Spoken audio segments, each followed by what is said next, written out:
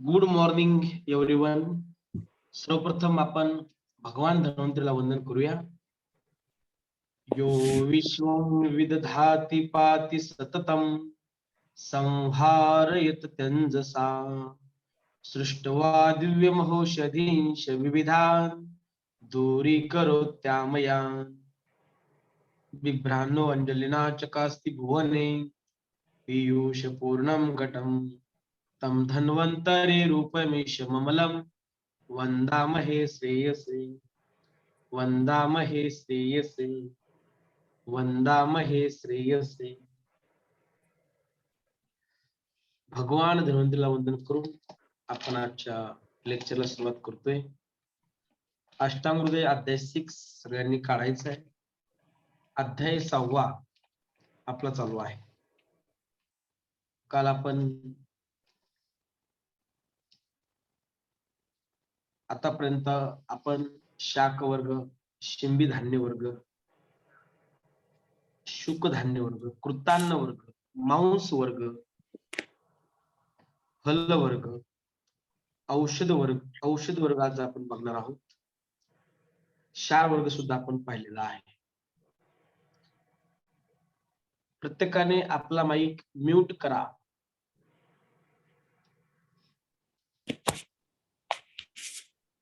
अल्वेरिया तुमचा mic mute करा.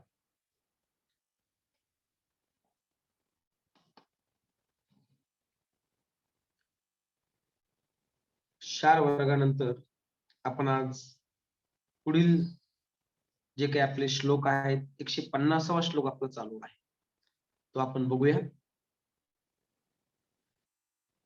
श्लोक नंबर 150. तत्पूर्वी आपण त्या ठिकाणी क्षार वर्ग पाहिलेला आहे. सभी क्षार उष्ण, तीक्ष्ण, लघु, वृक्ष, क्लेदी, पाचक, व्रण, विदारक, जठराग्नि के दीपक, कफ का छेदन करने वाले और अग्नि के समान दाहक आदि गुण युक्त होते हैं. उसमें हमने यवक क्षार देखा है.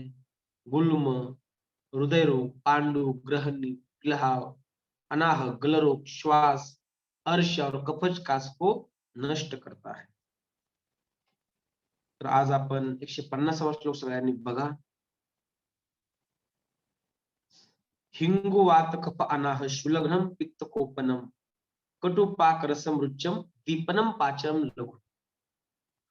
हिंग आपल्या रोजच्या भोजनामध्ये किंवा आपल्या त्या मसाल्याच्या डब्यामध्ये हिंग हा पदार्थ असतो. हिंग काय काम करतं शरीरामध्ये बघा. हिंगु वात कफ अनाह शुलग्नम पित्त कोपनम कटु पाक रसम रुच्यम दीपनम पाचनम लघु. हिंग रसाने व पाकाने तिखट, लघु, दीपक, पाचक, रुचिकर असो वात कफ पोट व श्वासाचा नाश होतो. या ठिकाणी हिंग केला आहे. आणि आपण हिंग जे आहे ज्यांना कोणाला भूक लागत नाही अग्नी प्रदीप्त करण्यासाठी आपण देतो हिंगवाष्टक चूर्ण. आपल्या डेली प्रॅक्टिस मध्ये असतं. तर हिंगवाष्टक चूर्ण हे जेवणाच्या पहिल्या घासासोबत द्यायला सांगितलेलं आहे. ते मी तुपासोबत द्यायला सांगितलेलं आहे. आपण हिंगवाष्टक चूर्ण घेतो. पहिला जो घास आहे त्यावर ते टाकायचं चूर्ण, त्यात थोडंसं तूप टाकायचं आणि त्या ठिकाणी तो घास खायचा आहे. हिंगवाष्टक चूर्ण काय सांगितलंय? रुच्यम, दीपनम, पाचनम, लघु.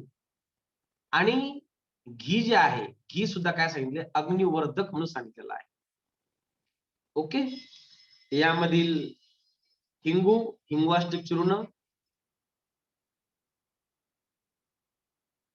वात कफ अनाह शुलग्नम पित्त कोपनम, परंतु ते पित्तवर्धन करणार आहे एवढं लक्षात ठेवा.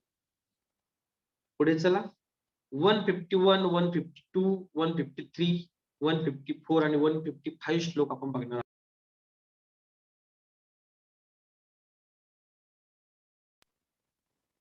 कषाया मधुरा पाके वृक्षा विलवना लघु दीपने पाचनी मिथ्या वयस स्थापनी परा, उष्णवीर्या सरायुष्या, बुद्धी इंद्रिय बलप्रदा, पुष्ट वैवर्ण्य वैश्वर्य, पुराण विषम ज्वरा, शिरो अक्षी पांडुरुद्रोग, कामला ग्रहणी गदान, सशोष शोप अतिसार, मेद मोहव वमी कृमिन, श्वास कास प्रसिक अर्श, पिलह अनाह गरो उदरम, विबंधम श्रुतसाम गुल्मम, उरुस्तंभम अरोचकम, हरितकी जयत व्याधी स्तास्ताश्य कपवातजा. आता हरितकी विषयी वर्णन केलेलं आहे. हरितकीचे भरपूर एमसीक्यू आहेत. हरितकी पंचरसात्मक आहे. हरितकी पंचरसा अलवना तोरा परम, लवण वर्जित हरितकी आहे. हरितकी आपल्या लॅटिन नेम, फॅमिली, रस, वीर्य, विपाक सगळ्यांना माहिती पाहिजे. बरोबर आहे. हरितकीला यस्य नास्ती माता तस्य माता हरितकी असं म्हटलेलं आहे. हरितकी ही अनुलोमन कर्म करणारी आहे. कृत्वा पाकम मला नाम यद भित्वा बंदम अधोने तच्च अनुलोमनम नेयम यथा प्रोक्ता हरितकी. मलाचा पाक करून अधो मार्गाने मलाला बाहेर काढण्याचं काम ही हरितकी करते, म्हणून ते अनुलोमन श्रेष्ठ आहे. म्हणून आपण गंधर्व हरितकी चूर्ण पोट साफ होण्यासाठी देतो प्रॅक्टिस. आता काय त्यांनी दिले रस विपाक ते बघा. त्यात महत्वाची लाईन आहे, शेवटची लाईन बघा. हरितकी जेद व्याधी स्तास्ताश्य कफ वातजान. या ठिकाणी काय सांगितलं त्यांनी, कफ वातात्मक विकार जेवढे आहेत, कफ वातजान, हरितकी त्यावर विजय मिळवते, त्या व्याधींचा नाश करते असं म्हटलेलं. हरितकी विषयी वर्णन करताना ऋतू हरितकीचा पण विषय आलेला आहे बघा. ऋतू हरितकी तुम्ही स्वस्त ऋतूमध्ये जर बघाल तर शिशिर वसंत ग्रीष्म वर्षा शरद हेमंत या 6 ऋतूमध्ये हरितकी कशी कशी सेवन करायची तसं वर्णन आलेलं आहे. जरूर तुम्ही एकदा बघून घ्या. कोणी सांगू शकेल हरितकी बद्दल? कोणाला येत असेल तर त्यांनी सांगा. श्लोक नंबर 151. आता हिरडा हरितकी कशी आहे तर बघा. हिरडा हा तुरट, पाककाली मधुर, लवणेतर पंचरसांनी युक्त, लवण वर्जित पंचरसांनी युक्त आहे. कषाय आहे. तुवरा परम, तुवर मीन्स कषाय. कषाय मधुर पाकी, मधुर विपाकी म्हणून सांगितलं आहे. वृक्षा विलवना लघु, वृक्ष आहे, लघु आहे. दीपनी पाचनी मेद्या, दीपन करणार आहे, पाचन करणार आहे. मेद्य म्हणजे बुद्धिवर्धन सांगितलेलं आहे, बुद्धीला चांगला म्हणून सांगितलं. वयस स्थापनी पराहा, आणि वयस्थापक म्हणजे तारुण्य रक्षक म्हणून सांगितलेलं आहे.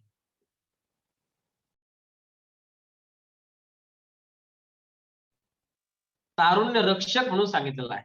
अजून काय सांगितलं वयस्थापक कोण सांगेल?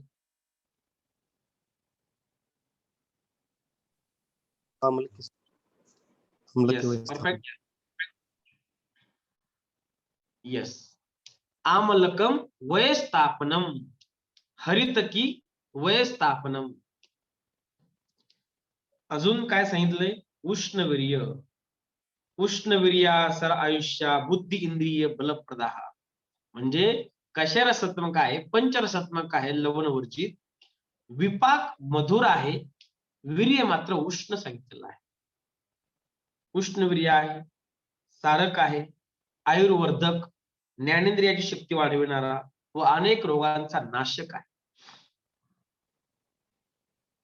ते रोग आता कोणकोणत्या रोगावर ते काम करतं?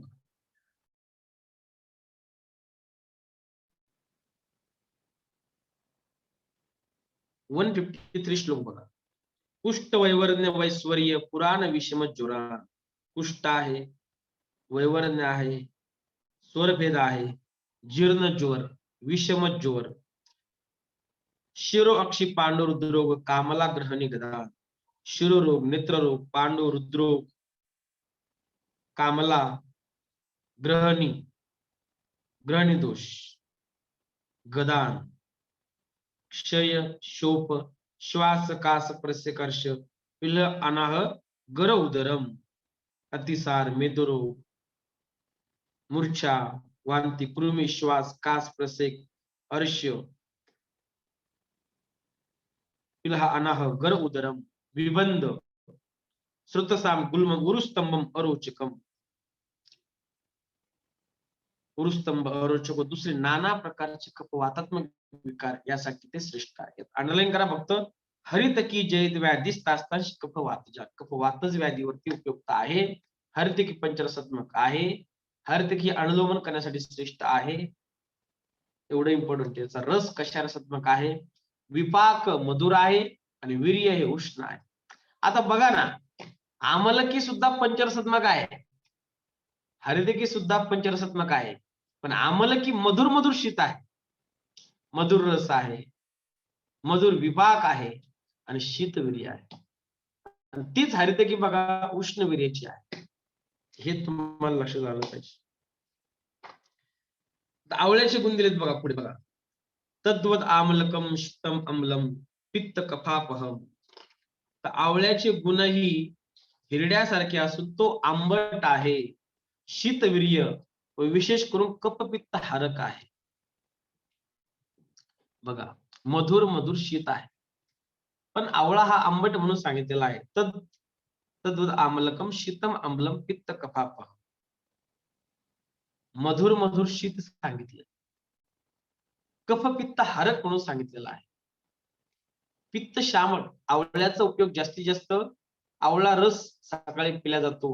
ज्यांना पित्ताचा त्रास होतो, ऍसिडिटीचा त्रास होतो, ते पित्त शामक म्हणून सांगितले. आवळा कॅन्डी खाल्ले जाते आणि आवळा हा रसायन काम करणार आहे. च्यवनप्राश मध्ये 80% हा आवळाच आहे. आवळ्यामध्ये व्हिटॅमिन सी आहे. आवळा हे इम्युनिटी बूस्ट करणार या ठिकाणी द्रव्य म्हणून सांगितलेलं आहे. रसायन काम करणार आहे. रस प्लस आयन, रस म्हणजे सप्तधातू, आयन म्हणजे वर्धन करणार, असं रसायन काम हे आवळा करते. आवळ्याचं आपल्याला लॅटिन नेम फॅमिली रस विपाक पाठ पाहिजे. आम्लकी रसायन आहे. त्यानंतर हरितकीचे पण काही रसायन दिलेले आहेत. कोणकोणते रसायन त्या ठिकाणी बनवलेले आहेत ते सुद्धा तुम्हाला माहिती पाहिजे. हिरडा झालं, आम्लकी झालं. आता बेहडा. कटुपाके हिमम केश्यम, कटुपाके हिमम केश्यम मिशस्य गुणम. बेहडा हा कटुपाके, कटु विपाकी आहे. आता आपण आवळा पाहिला, आपण मधुर मधुर शीत आहे. हरितकी कषाय रस आहे, मधुर विपाके वीर्य उष्ण आहे. पण विविधकी जे आहे ते कटु विपाकी सांगितलेलं आहे. हिमम वीर्य शीत सांगितलंय. केशम केसांना हितावा असून त्यांचे इतर गुण काहीसे आवळ्यासारखेच आहेत. म्हणून हिरडा, बेडा, आवळा, त्रिफळा हे जे आहे हे शरीरासाठी उत्तम म्हणून सांगितलेलं आहे. त्रिफळा चूर्ण हे चक्षुष्य म्हणून सांगितलेलं आहे. लक्षात घ्या. आता याच्यामध्ये बिबितक केश्य आहे, एवढं लक्षात ठेवा. बिबितक केश्य अंडरलाईन करा, इम्पॉर्टंट आहे. बिबितक हे केश्य म्हणून सांगितलेलं आहे.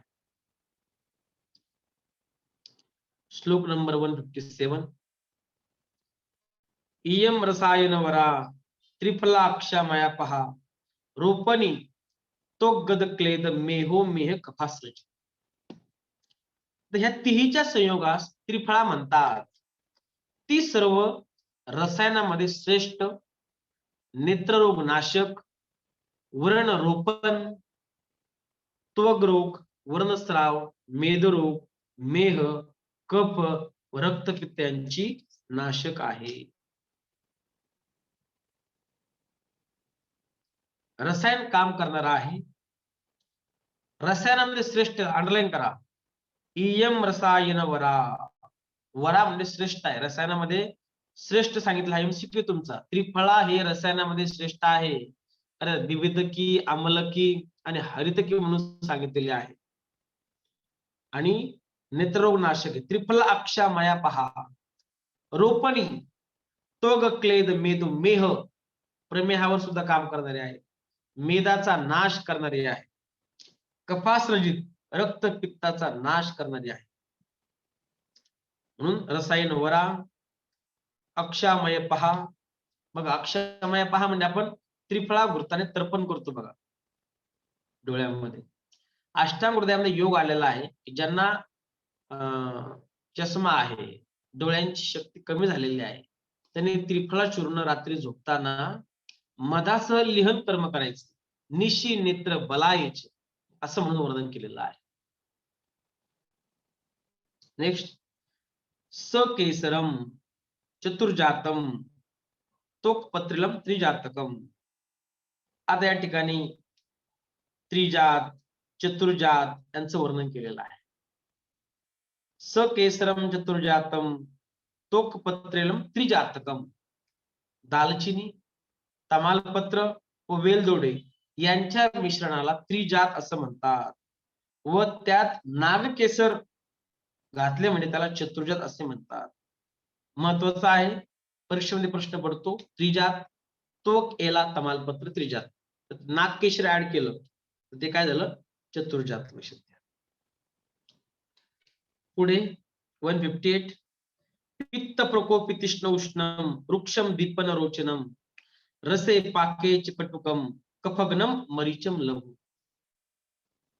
आता या ठिकाणी सांगितलंय ही दोन्ही मिश्रणे पित्त प्रकोपी तीक्ष्ण उष्ण वृक्ष दीपक व रोचक आहेत. मिरे तशीच असून पाकाने व रसाने तिखट कफग्न व लघु आहे. आता यांनी चतुर्जात आणि त्रिजात यांचं जे खाली वर्णन केले त्यांनी, यांचे गुण कसे आहेत.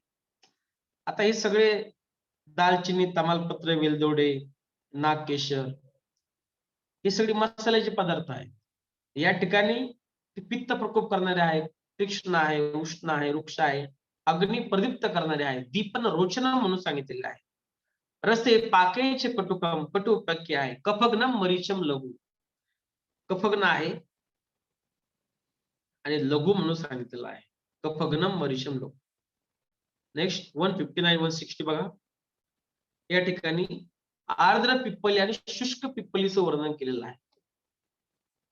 आर्द्र पिप्पली आणि शुष्क पिप्पली. पिप्पली म्हटल्यानंतर ती पिप्पली वर्धमान रसायन आपण पाहिलेलं आहे. पिप्पली लवण क्षार, पिप्पली लवण आणि क्षार हे वंध्यत्व उत्पन्न करणार आहे. जर अतिमात्रेत सेवन केलं तर. हा एमसीक्यू आहे. पिप्पली लवण क्षार अतिमात्रेत खाऊ नये. तर बघा, आर्द्र पिप्पली आणि शुष्क पिप्पली. जसं आपण आर्द्र आद्रक आणि शुष्क आर्द्रक, आर्द्रक आणि सुंठी यातला भेद पाहिलेला आहे. तसंच या प्रकारे आर्द्र पिप्पली आणि शुष्क पिप्पलीमध्ये यांच्या कर्मामध्ये भिन्नता आहे. ती काय आहे बघा. श्लेष्मला स्वादुषित आर्द्र गुर्वीम स्निग्धाच पिप्पली सा शुष्का विपरीतातः स्निग्धा वृक्षारसे कटु स्वादुपाकानिल श्लेष्म श्वास कासा पहासरा न तामत्युपंजित रसायन विधी विना. ओली पिंपळी जी आहे ती मधुर आहे, शीत आहे, कफकारक, जड व स्निग्ध असते. म्हणजे श्लेष्मल आहे, कफवर्धक आहे, मधुर आहे आणि शीत म्हणून सांगितलेले आहे. म्हणजे मधुर मधुर शीत थोडक्यात समजून घ्या. वाळलेली पिंपळी त्याच्या उलट असून ती कशी आहे, स्निग्ध, वृष्य, तिखट, स्निग्धा, वृषा, रसे कटू, कटू रसाचे त्याने सांगितलेले आहे. आणि पाककाली गोड म्हणजे मधुर विपाक याचं लक्षात. स्वादू पाका म्हणजे मधुर विपाकी आहे पण कटू रसात्मक आहे. कफवाताहरक व कास श्वास नाशक आहे. स्वादू पाक श्लेष्म श्वास कासा पहासरा. रसायन प्रयोगा वाचून तिचे घेण्याचे मान मोठे नसावे. आता ही रसायनामध्ये ती वापरावी असं त्यांचं म्हणणं आहे. म्हणून आर्द्र पिप्पली जी आहे ती श्लेष्मल आहे, स्वादू आहे, शीत आहे. शुष्क पिप्पली जी आहे ही कफवातग्न, अंडरलाईन करा, कटू आहे, मधुर विपाकी आहे आणि वृष्य म्हणून सांगितलेले आहे. शुष्क पिप्पली वृष्य म्हणून सांगितलेले आहे, लक्षात ठेवा. म्हणून कटुरसाची, मधुर विपाकी आणि त्याचं वीर्य जे आहे ते अनुष्ण सांगितलेलं आहे. आणि चरक सूत्रस्थानामध्ये पिप्पली सेवन, पिप्पली लवण आणि क्षार हे वंध्यत्व उत्पन्न करणार आहे असं सांगितलेलं आहे. अति प्रमाणात जर तुम्ही त्याचं सेवन केलं रसायन म्हणून सेवन केलं तर ते शरीरासाठी हितकारक आहे. लक्षात आलं? 159, 160. 161 बघा. 162 पुढे दिलेला आहे. आर्द्रक आणि शुंठीचं वर्णन केले त्यांनी. शुंठीला विश्व भेषज असं म्हटलेलं आहे. कोरोनाच्या काळामध्ये शुंठीचा किती उपयोग झाला, बरोबर आहे की नाही? पहिलंच आपल्या आचार्याने लिहून ठेवलेलं आहे, विश्व भेषज, विश्वाच औषधे शुंठीला. काय म्हटले बघा. नागरम दीपनमृष्यम ग्राहीरुत्तमी बंधनूत रुच्यम लघु स्वादुपाकम स्निग्ध उष्णम कफवातजीत. सुंठ ही दीपक आहे, वृक्ष आहे, ग्राहक आहे, ग्राहक म्हणजे ग्राही आहे, हृदय आहे, हृदयाला प्रिय व हितकारक आहे, वायुरोधनाशक विबंधनूत, रुचिपरत आहे, लघु आहे, मधुरूपाकी आहे, मधुर स्निग्ध उष्ण व कफवातहारक आहे. या ठिकाणी शुंठी जी आहे, शुंठी म्हणजे काय, वाळलेली अद्रक थोडक्यात. तर ती दीपन करणारी आहे, वृक्ष म्हणून सांगितले, लक्षात ठेवा. म्हणजे कटू नागरम दीपन वृक्षम ग्राही रुद्यम विबंधनु रुच्यम लघु स्वादुपाकम स्निग्ध उष्णम कफवातजी. दीपन, वृक्ष, ग्राही, हृदय आहे, अंडरलाईन करा, हृदय आहे आणि मधुर उपाकी आहे. शुंठी ही वृक्ष म्हणून सांगितलेली आहे. जसं शुष्क पिप्पली सुद्धा कशी होती, वृक्ष होती, तशी शुंठी सुद्धा वृक्ष म्हणून सांगितलेले आहे, लक्षात ठेवा. 162 बघा. तद्वद आर्धकम एतश्च त्रयम त्रिकटुकम जयेत स्तोल्य अग्निसदन श्वास काश श्लीपद पिनसान. तर आलेही तसंच आहे म्हणून सांगितलेलं आहे. आलेही तसेच आहे. तद्वत, तद्वत आर्धकम एतश्च. नागरवत, नागर म्हणजे काय, शुंठी, शुंठीप्रमाणेच आल्याचे गुणधर्म त्यांनी सांगितलेले आहे, लक्षात घ्या. फक्त आर्द्रक मध्ये काय आहे, कटू विपाकी म्हणून सांगितलेले आहे. आर्द्रक जी आहे कटू विपाकी आहे. बाकी मग आर्द्रकामध्ये हृदय गुण पण आहेत. नागरमध्ये जे सांगितले दीपन आहे, वृक्ष आहे, ग्राही आहे, मधुर विपाकी आहे. 162 बघा. त्रयम त्रिकटुकम जयेत. आता कटुत्रय किंवा त्रिकटू यांचं वर्णन केले. सुंठ, मिरी आणि पिंपळी. त्रिकटू, त्रिफळ आहे, नेत्रासाठी चांगला आहे, रसायन कर्म करणारा आहे. आता यांनी या ठिकाणी त्रिकटूंचं वर्णन आलंय बघा. त्रिकटू कोणते, सुंठ, मिरी, पिंपळी. सुंठीचं आपण आता वर्णन केलं, मिरी पण पाहिले आपण, पिंपळी पण पाहिली, शुष्क पिंपळी आणि आर्द्र पिंपळी. हे काय करतात, स्थूलता, अग्निमांद्य, श्वास कास श्लीपद व पिनस यांचा नाश करते. स्तोल्य अग्निसदन श्वास कास श्लीपद पिनस. स्तोल्य अंडरलाईन करा, स्तोल्य सुरुवातीला दिले गेले. सुंठ, मिरी आणि पिंपळी हे कसे कफ शामक म्हणून सांगितलेले आहे. आणि त्या ठिकाणी सुंठ, मिरी, पिंपळी अग्नी प्रदीप्त करणारे आहेत आणि कफ वाताचं शमन करणारे आहेत, म्हणून स्तोल्यासाठी श्रेष्ठ आहेत. नेक्स्ट 163.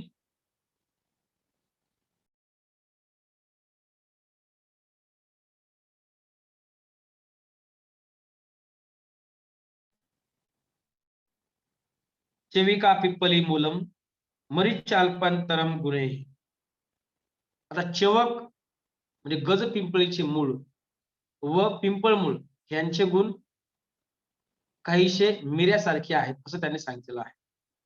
चवक व पिप्पली मूल मरीचे समान गुण, अंडरलाईन करा. चविका व पिप्पली मूल मरीचे समान गुण, बस. चित्रको अग्निसम पाके शोपार्श कृमी कुष्ठहा. चित्रक अग्निसारखा पाचक, अग्निसम म्हणून सांगितले. सूज, मूळव्याध, कृमी व कुष्ठ्यांचा नाशक म्हणून सांगितलेला आहे. चित्रकचं कर्म काय सांगितलंय, सांगा. दीपनामध्ये काय श्रेष्ठ आहे? दीपन पाचनामध्ये काय श्रेष्ठ आहे? एमसीक्यू तुमचा.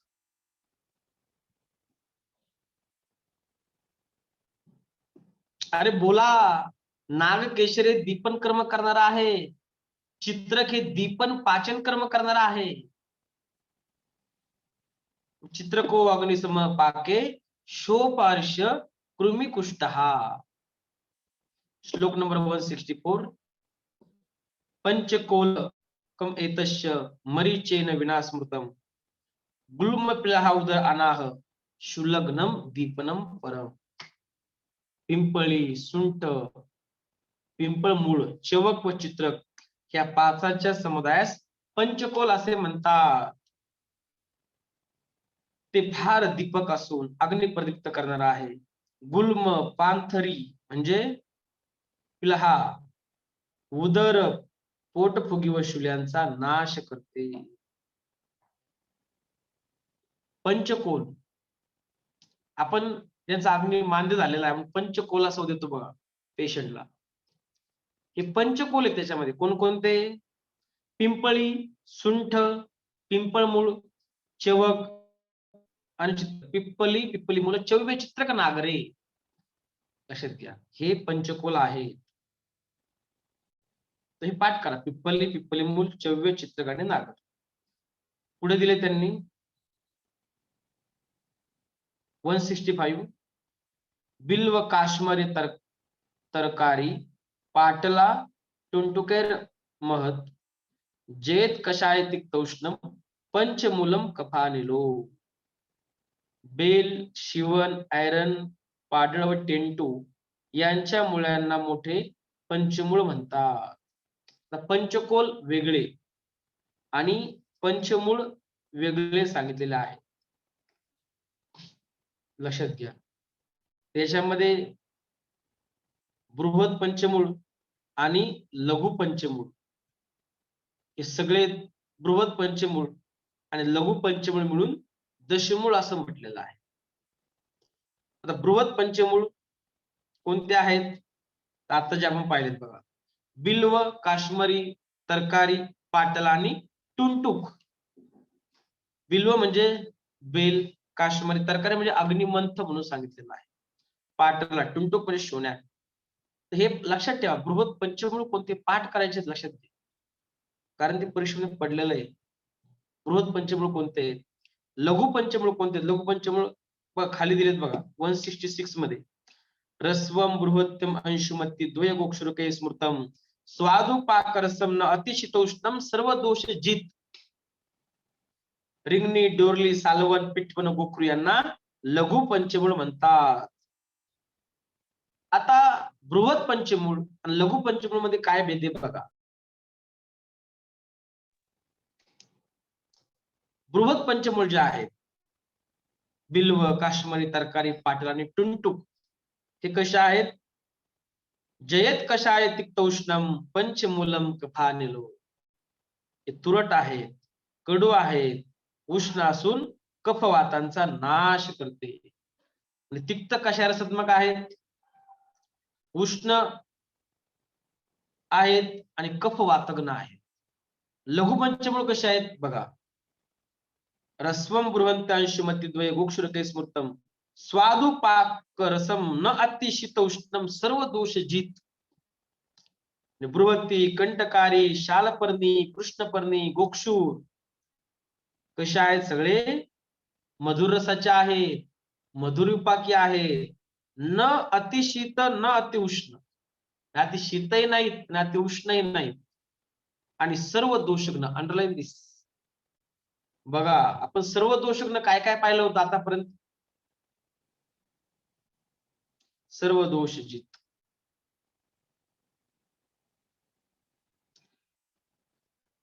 सर्व दोषग्न आपण अगोदर एक द्रव्य पाहिलेला आहे. कोण सांगेल?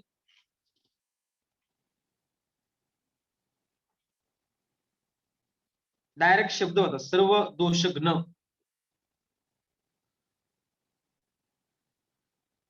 याचा अर्थ तुम्ही अभ्यास करत नाही घरी. जिवंती आपण द्रव्य पाहिलं होतं, सर्व दोषग्न आहे आणि चक्षुष्य म्हणून सांगितलेलं आहे. तसं तिथे आलंय सर्व दोष जित. तर काय आहे, लघु पंचमूळ जे आहेत सर्व दोष न म्हणून सांगितलेत, सर्व दोष जित सांगितलेत. हे लक्षात ठेवा, हे एमसीक्यू तुमच्या असे. तर बृहत पंचमूळ तिक्त कषाय उष्ण कफ वातग्न, आणि लघु पंचमूळ स्वादु पाक रसम न अतिशीत उष्णम, अतिशीत नाही किंवा अति उष्ण नाही, आणि सर्व दोष जित म्हणून सांगितलेले आहेत. बृहती, कंटकारी, शालपर्णी, कृष्णपर्णी आणि गोक्षुर म्हणून सांगितलेलं आहे.